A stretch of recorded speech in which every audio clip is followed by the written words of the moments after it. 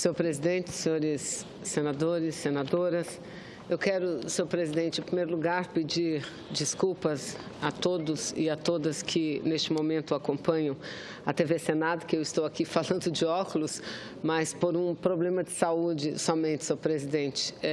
Estou com um problema de inflamação nos olhos, mas isso não me impede de aqui estar trabalhando e aqui estar fazendo o pronunciamento que entendo da mais fundamental importância. E eu me refiro, senhor presidente, ao fato de que os blogs, os canais de notícia hoje dizem e relatam mais uma manifestação proferida pelo ministro do Supremo Tribunal Federal e presidente do Superior Tribunal Eleitoral, STJ, ministro Gilmar Mendes, quando em palestra ou de um evento que participava no estado de Pernambuco, teria feito a seguinte observação. Vejam aqui, as senhoras e os senhores, disse o ministro Gilmar Mendes que plebiscito por eleições é brincadeira de criança. Foi o que ele falou. Plebiscito por eleições é brincadeira de criança. E vejam, vossas excelências, senadores e senadoras, o porquê que ele diz isso. O ministro Gilmar Mendes diz que para que aconteça um plebiscito no país, é preciso primeiro aprovar uma emenda constitucional e depois a emenda ainda teria que passar pelo crivo do Supremo Tribunal Federal, do STF. Veja só, senhor presidente, eu acho que essa manifestação é uma manifestação que não leva em consideração, e até posso dizer desrespeitosa, a maioria da população brasileira. Meu partido defende a realização de um plebiscito, sim. A maior parte da população brasileira, estão aí todas as pesquisas de todos os institutos de pesquisas, senadora Lides, que mostram que a população vê como única saída para a crise política em que o nosso país está envolvido, a realização de um plebiscito, para que a população diga se quer ou não antecipar as eleições presidenciais. Eu acho que ao invés de ele ficar falando isso que acabou de dizer, que plebiscito é brincadeira de criança, o que ele deveria fazer é analisar no conteúdo e não só na forma o que está acontecendo aqui no Senado Federal. Nós temos dito dessa tribuna, de todos os microfones, que o que está em curso no Brasil não é o impeachment. O que está em curso no Brasil é um golpe. E por que é um golpe? Porque não há crime cometido pela senhora presidenta da República, a presidenta Dilma Rousseff. Não há crime. E se não há crime por ela cometido, não pode haver impeachment. Porque impeachment sem crime não é impeachment, é golpe. E quem diz isso não sou eu, não somos nós. Quem diz isso, quem estabelece essa regra é a Constituição da República Federativa do Brasil, no seu artigo 85. No seu artigo 85, e quem é que vai convencer a população brasileira, a partir do momento em que toma conhecimento dos fatos, percebe rapidamente que nós não estamos aqui tratando de um impeachment. Todos os articulistas, leiam o que escrevem os articulistas, os jornalistas, dizendo que a presidente está sendo retirada porque perdeu o apoio no Congresso Nacional e teria perdido o apoio no Congresso Nacional pelo conjunto da obra. É por isso, não porque ela tenha cometido crime de responsabilidade. Vejam as senhoras e os senhores, crime de responsabilidade é assinar 3 decretos de suplementação orçamentária. A mesma coisa, exatamente a mesma que fizeram antes outros presidentes do país, a mesma coisa que fazem todos os governadores, quase, sendo impedida, sofrendo impeachment, porque no país, no ano de 2015, o Plano Safra foi executado, onde não há nenhuma participação da senhora presidenta da República, não há uma assinatura sequer, em um plano operado da mesma forma como vinha sendo operado anteriormente. Então, acho que o ministro Gilmar Mendes, eu lamento dizer isso, ele deveria se preocupar em analisar a constitucionalidade, não não do rito do impeachment, mas do conteúdo do impeachment, porque o rito não justifica o conteúdo. Não podemos ter forma de um processo sem conteúdo, e esse processo que corre, ele apenas tem forma, mas não tem conteúdo. Então, eu lamento, e além do mais, senhor presidente, ele não pode chamar de brincadeira de criança aquilo que a maioria da população brasileira defende. Repito, se por um lado dizem que a presidenta não tem mais condições de continuar porque perdeu a governabilidade a partir do momento em que teria perdido o apoio do Congresso Nacional, por outro lado nós dizemos, também este presidente ilegítimo não pode continuar, porque ele não tem legitimidade para continuar. E não tem legitimidade por uma série de razões, não só pelo golpe, mas pelo objetivo que o levou à presidência da República, e todos nós sabemos.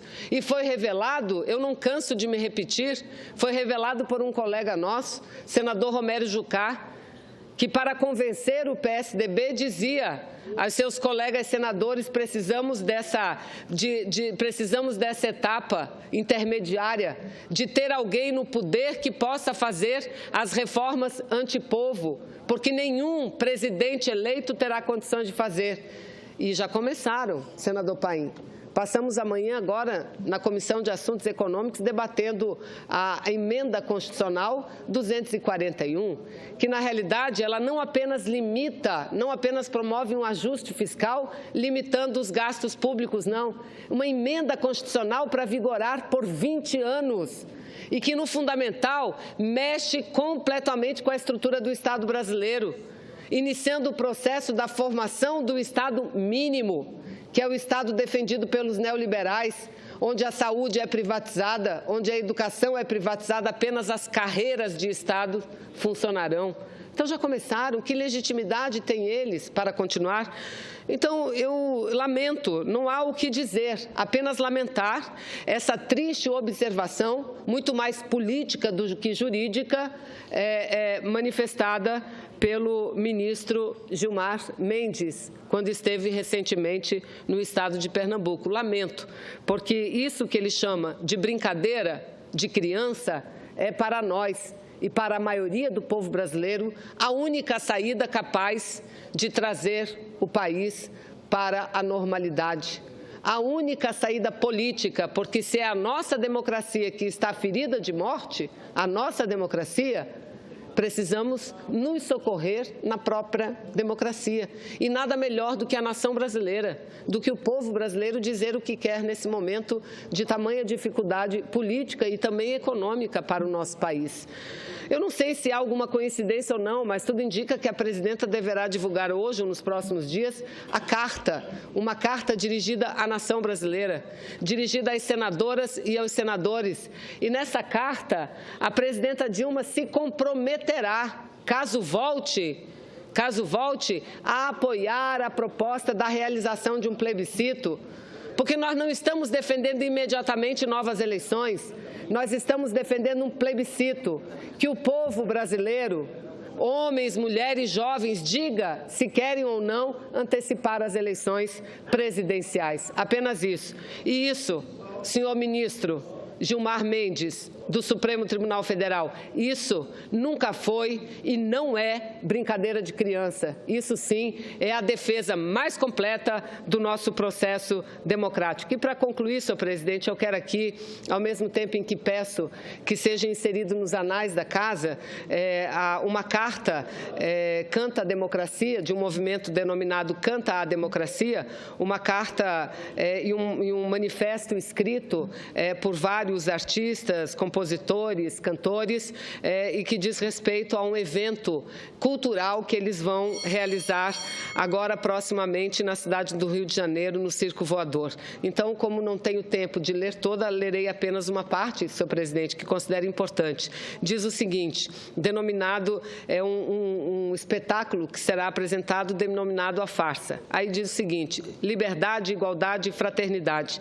Na sombra desses ideais, o golpe golpe de Estado do 18 Brumário, na França, de 1799, consolidou as pretensões econômicas de uma burguesia que, para pôr fim à instabilidade política, entregou o poder nas mãos de seus representantes, entre eles Napoleão Bonaparte. 52 anos depois, o sobrinho Napoleão III imitou o tio, afogando os ideais da República em outro golpe de Estado. Esses dois momentos da França deram origem à frase atribuída a Karl Marx: a história se repete a primeira vez como tragédia e a segunda como farsa. A comparação com o Brasil não é miragem. Estamos a 52 anos de distância do golpe de 1964, em que os ideais do povo foram tragicamente substituídos pelos ideais da burguesia, em nome de uma falsa estabilidade política. Estamos sofrendo outro golpe, apoiado pela burguesia, baseado dessa vez numa grande encenação jurídica. O Brasil viveu uma tragédia, hoje vive uma farsa. 4 meses depois da votação da Câmara dos Deputados pela admissibilidade do impeachment da presidenta Dilma Rousseff, o espetáculo, a farsa, ocupa o picadeiro do teatro do tradicional circo voador e provoca em seu respeitável público uma reflexão sobre a atual crise política brasileira. Desse espetáculo, cuja direção é de Ernesto Piccoli e Luciana Sérvulo da Cunha e que tem a colaboração de Amir Haddad, participam ainda André Abusmara, André Wong, Antônio Pitanga, As Marias da Graça, Baile Black Moon, Bem-vindo Siqueira, Beth Mendes, Carla Cristina, Chico César, Cristina Pereira, Edgar Escandurra, Eduardo Tonag, Flávio Renegado, Geraldo Azevedo, Gregório do Vivier, Jorge Maltner, Leone, Letícia Sabatella, Maracatu Bach Mulher, Marcos Café, Naná Rizini, Osmar Prado, Otto, Pequeno Cidadão, Rodrigo Pena, Silvério Pereira, Estela Rabelo, Tadeu Meneghini, Tereza Seiblitz, Tico Santa Cruz e Tonico Pereira. Então, senhor presidente, esse espetáculo, a farsa, é um evento da ação independente Canta a Democracia em defesa dos direitos de todo cidadão brasileiro, pelo Brasil das mulheres, dos negros, dos cidadãos LGBT, dos indígenas, o Brasil dos trabalhadores, dos aposentados, dos estudantes, de todos nós. Um país que já teve importantes conquistas e não pode, de forma alguma, voltar para trás. Um país que tem de preservar o que conseguiu com muita luta.